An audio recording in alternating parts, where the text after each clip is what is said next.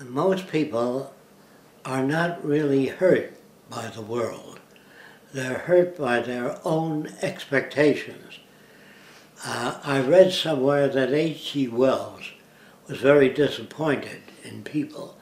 He felt we would have arrived at more of a scientific community than what we have today. But what hurt him was not the world. It was his expectations. He expected people to lean more toward science and less toward metaphysics. And he suspected that the system would gather intelligence and know the right direction. So what really hurt him was his own expectations. The real answer to that question is whatever happens in the world is real. What you think should happen is not real. So you're not disappointed by the world, you're disappointed by your own projections. If you meet a person, you say, that's a wonderful person, and they turn out to be different than you suspected, you get mad and you say, she isn't that wonderful, or he isn't that wonderful, and it's your own projections that you're mad at. The right way to look at a person is, I don't know enough about them to make a judgment. And in time, when you make a judgment, you say, up to now, they appear to be so-so. But something may come back that reminds them of something else. So they hurt you.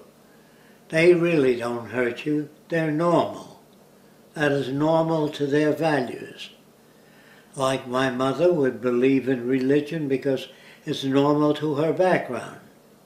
And when things get tough, she prays, rather than, because she doesn't know what else to do. What you have to do is take time out and try to inform people as to how to look at things. It may take you 2 or 3 years to do that, but we would expect to find people that understand what we say. When they shake their head, I guess, that doesn't mean they understand. It means they understand a limited amount. So the point is, what are your expectations? Now in chemistry, if you mix certain things together, certain things happen at a certain temperature. At different temperatures, the same thing doesn't happen. You can get mad and throw the experiment on the floor if you don't follow the rules. So if a person wants to be more analytical, they have to learn how to say, I don't know, or up to now, everything seems to be okay. My relationship seems to work out in many different areas, or more areas than I expected. Sometimes we're pleasantly surprised by the reaction of people we had a negative view of. I may have a negative view of you, but in time, observing what you do, my negative view becomes a positive view. But if I have a negative view, it means I was projecting. I really don't know. So the point is, when events occur that are tough, if a person deserts you at that time, you understand that they can't live under those conditions. They're not bad people, they revert back to their conditioning. Now, reverting back to their conditioning means if the world is catastrophic, if a man is shot and he's laying in the battlefield, he says, I hope the first aid people come soon. I don't feel very good. If they don't come soon, he says, where the hell are they? He expected them to come sooner, but they come as soon as they can come, whatever that is. And if you can't take it, you can swear all you want to. But if you continue to swear and continue to get angry, they're apt to arrive during that period. And you say, well, it's my prayers, because I hoped they would come and rescue me. That goes for... H.G. Wells had a scene in the movie, I think it was called The Shape of Things to Come, in which a pilot shot down a German pilot, or another pilot, and he went over to the plane crash, and the guy was very ill. He couldn't leave. He says, the plane is going to explode and I'm badly damaged. So this guy gave him a gun to shoot himself. In the motion picture Airmail, there was a guy caught in an airplane. He couldn't get out. It was burning. So the guy shot him twice. Guy loved him, but he didn't want him to burn to death. Is that murder? What is it?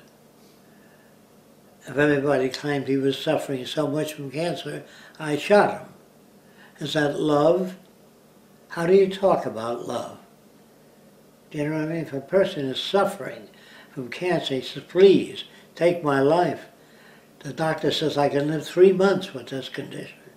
And you hear him crying out, suffering, and you shoot him. Are you a murderer? Are you kind? All those words are very difficult to deal with. It depends on the situation, depends on how attached you are to the person.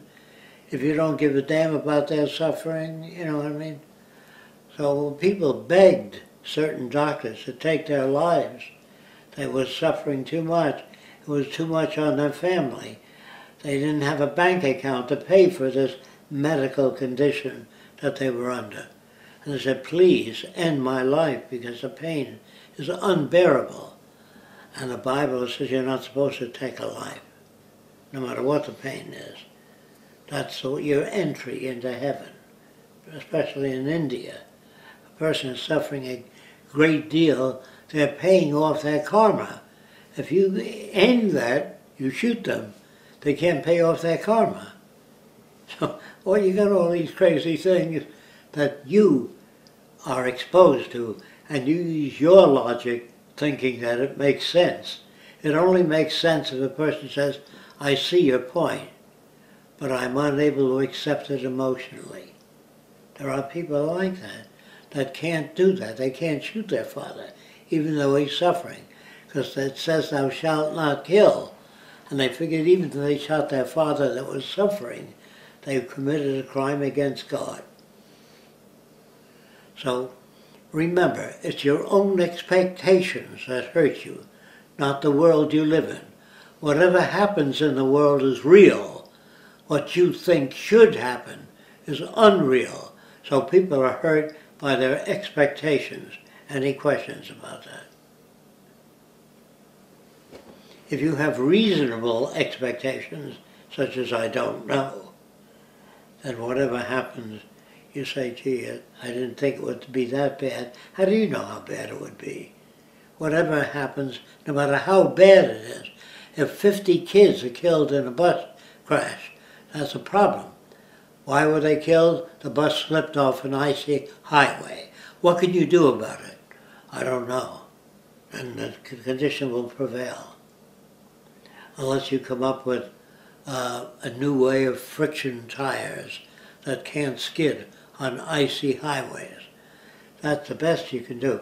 But if you made those tires and you put them on the bus, and the bus still slipped, it means you got more to go. You can't say, I made icy tires, it won't slip.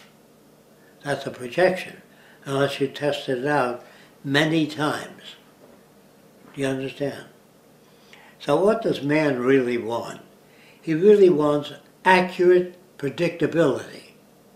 You cannot achieve that unless you're technical. Accurate predictability. If an engine fails, it means there's something wrong with a fuel pump or any number of things. If you can't attend to those things, then the probability is that at some time or other the engine will fail. Now, I don't expect you to walk around accepting everything that happens. I expect you to be angered and say, what can I do about it? I don't know, but I'm going to try. I'm going to try to make it possible for people not to be injured. I'm going to try to design a conveyor that's on the tracks and under the tracks that's locked. So even in an amusement park, the loop can't go off the tracks because it's got underbraces. But the underbraces may be perfect, but the structure of the unit may not be. So to the ability of an individual to handle all those things It's very difficult. But he only knows, or she only knows, what to handle after the event. Do you think you know what I mean? The event has to occur first, then the person makes a safety device. And he solved that problem. But there may be other problems, and another event may occur that's negative. And the person says, what can I do about it? I don't know enough about it. I'm going to read up on it and try to become familiar with the nature of the problem and try to solve it. And when a person says to you, have you solved it? This is the device I made in an attempt to solve it. Will it work? Well, according to the tests I did, it will. But in reality, it was cold and the oil didn't flow, so the thing wasn't lubricated and it didn't work. There are other factors you learn about later on. That's called after the facts. So some people get mad at technicians. They say, you're a technician, why did that thing fail? What do you suggest? Is what you put to that person. If they say, you designed that unit and it failed. Yes, it did fail. Apparently, I didn't know enough about solving that problem. What do you suggest? Don't get mad at me. What do you suggest? You've done nothing but expect me to solve the problem.